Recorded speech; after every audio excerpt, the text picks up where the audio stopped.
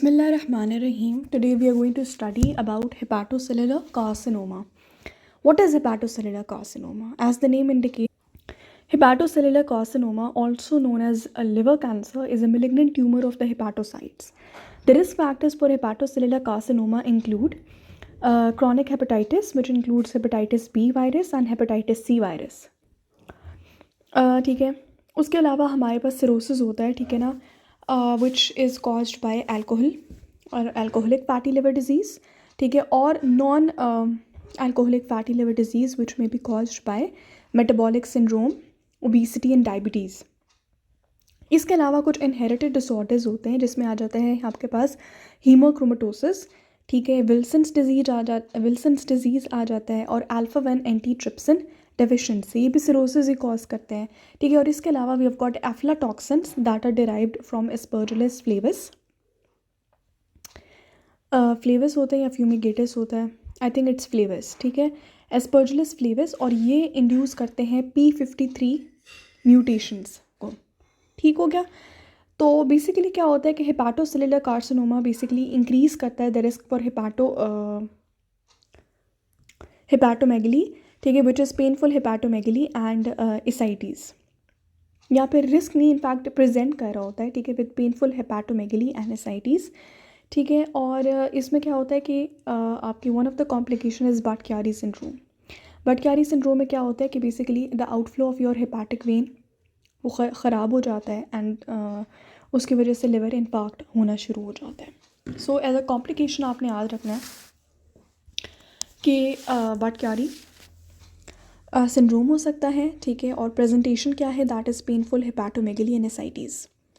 ठीक है, अब थोड़ा सा म्यूटेशंस देख लेते हैं. मैंने एक इंपॉर्टेंट म्यूटेशन तो आपको पहले ही बता दी, that is the loss of function mutation of P53, ठीक है. इसके अलावा गेन ऑफ फंक्शन म्यूटेशन हो सकती है ऑफ बीटा कैटेनिन, ठीक है, that is mutation in the oncogenes and the tumour suppressor genes. इसके अलावा प्री मेलिग्नेंट प्रिकर्सर लीजन्स कौन सी होती हैं. एक पेशेंट डायरेक्टली हेपाटोसेलुलर कार्सिनोमा के साथ तो प्रेजेंट ही ना करता, उससे पहले उसकी जो वर्सनिंग क्या क्या चीज़ें रह चुकी होती हैं. सो प्रिकर्सर लीजन्स में आ जाता है hepatic adenoma that you can see in the picture, ठीक है. इसके अलावा chronic liver disease with small and large cell change, ठीक है, ये मैं आपको इस डायग्राम से एक्सप्लेन करती हूँ. And we have got dysplastic nodules which may be low grade और हाई ग्रेड. जब हाई ग्रेड डिस्प्लास्टिक नोड्यूल्स होते हैं they lead to overt hepatocellular carcinoma. अच्छा, अब आप इस पिक्चर को देखो, ठीक है. सबसे पहले इसमें आपको नज़र आ रहा है दैट इज़ हेपाटिक एडिनोमा, ठीक है. This is basically a surgically resected specimen showing discrete mass underneath the liver capsule with haemorrhagic necrosis in the centre.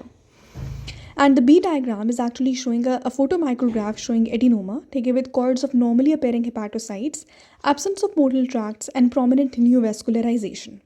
ठीक है, जहाँ जहाँ स्टेरिक लगा हुआ है, ठीक है, वहाँ पे न्यू वेजल्स ग्रो करें, दैट इज़ न्यू वेस्कुलराइजेशन, ठीक है. बाकी आप देख रहे हो कि ओवरऑल, ठीक है, it's well differentiated, there are normal appearing hepatocytes but there is absence of portal tracts, ठीक है. पोर्टल ट्रैक्ट्स आपको नज़र नहीं आ रहे, वो जो ट्रायंगल से अपेरेंस होती है या पेंटागॉन टाइप अपेरेंस होती है वो अपेरेंस आपको नज़र नहीं आ रही हैं.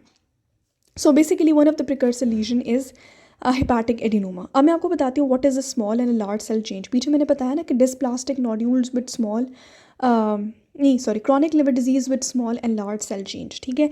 अब यहाँ पे वो दिखा रहे हैं लार्ज सेल चेंज ए में, ठीक है. इसमें आपको क्या नज़र आ रहा है, that is very large hepatocytes with very large often atypical nuclei are scattered among normally appearing hepatocytes with round typical nuclei, ठीक है. बीच में हमारे पास नॉर्मल हेपाटोसाइट्स हैं और उसके बीच बीच में आपके पास ये आ रहे हैं एटिपिकल किस्म के न्यूक्लियाई, ठीक है, एंड वेरी लार्ज हेपाटोसाइट्स. और जो बी डायग्राम है that is basically showing a small cell change, ठीक है, जिसमें we have got normal appearing hepatocytes, they are there in the right low corner. And small cell change is indicated by smaller than normal hepatocytes with thickened liver plates and higher nuclear to cytoplasmic ratio, ठीक है. So this is basically indicative of small cell change जिसमें normally appearing hepatocytes हैं, ठीक है, लेकिन उसमें क्या है, कुछ आपके पास smaller than normal है with thickened liver plates, ठीक है, and higher nuclear to cytoplasmic ratio. Okay, so you can see a hepatitis C related cirrhosis with distinctively large nodule, ठीक है, आप एरोज में देख सकते हो, this is basically distinctively large nodule, and that is basically hepatitis C related cirrhosis. Nodule in nodule growth, and this dysplastic nodule suggests a high grade lesion. Histologically, the region within the box in A shows a well differentiated hepatocellular carcinoma. ठीक है, ये right side बिल्कुल well differentiated है, and there is a sub nodule of moderately differentiated hepatocellular carcinoma within it. So ये बीच में जो है वो क्या है, हमारे पास मॉडरेटली डिफरेंशिएटेड पोर्शन है. सो बेसिकली हमने ये क्या डिस्कस किए, these are actually the pre malignant precursor lesions, जिसमें आ जाता है हेपाटिक एडिनोमा, फिर उसके बाद क्रॉनिक लिवर डिजीज़, ठीक है ना, with small and large cell change, जो कि मैंने आपको इसमें शो कर दिया है. ठीक है, और तीसरी चीज़ में मैंने आपको ये शो कर दिया कि हेपेटाइटिस सी रिलेटेड सिरोसिस, जिसमें डिस्प्लास्टिक नोड्यूल्स है. हमने देख लिया कि यहाँ पर ये वाला जो एरिया था that was basically a low grade, it was pretty much well differentiated, and this portion was moderately differentiated. ठीक हो गया. अब हम देख लेते हैं इसकी मॉर्फोलॉजी. ठीक है, morphology of the hepatocellular carcinoma. Grossly आपको क्या नज़र आता है, कोई ना कोई यूनिफोकल मास तो नज़र आएगा. It can be multifocal nodules of variable sizes. It can even be a diffusely infiltrative cancer. ठीक है, and there will be multiple dysplastic nodules within it.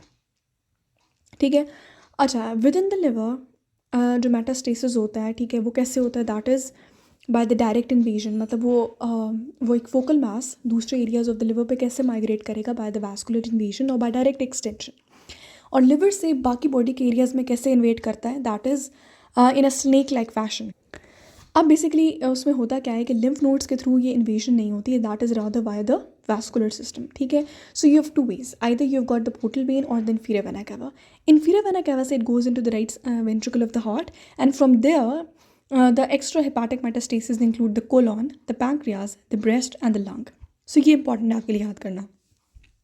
क्या क्या है, we've got the colon, the pancreas, ठीक है, and the breast and the lung. ठीक है, okay. इसके अलावा the picture can vary from a well differentiated hepatocellular carcinoma to certain anaplastic lesions.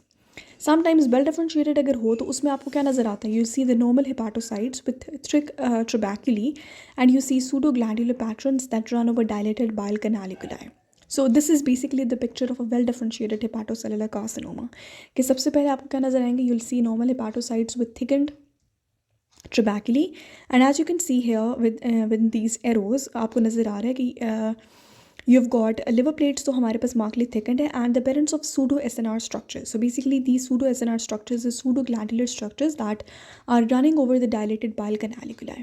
Clinical features मैंने आपको वैसे ही बता दिया. ठीक है, they are pretty much masked by the underlying cirrhosis or chronic hepatitis. कि आपको वही लग रहा होता है कि उसी की continuation चल रही है, but there's an ill-defined abdominal pain that is because of hepatomegaly.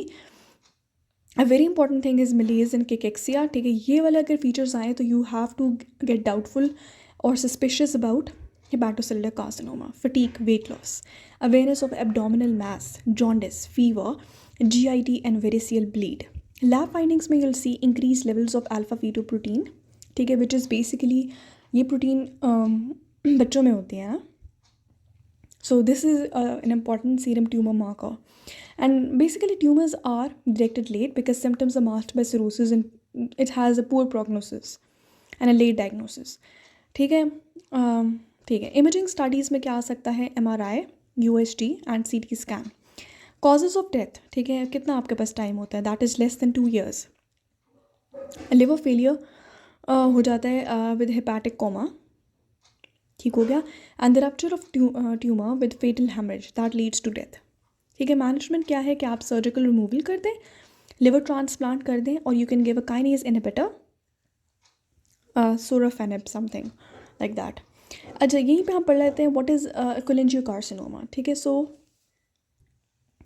जो कि बेसिकली बाइल डक्ट्स का कार्सिनोमा है. So if there is a chronic inflammation or cholestasis, that will promote the occurrence of epigenetic changes or somatic mutations in the cholangiocytes.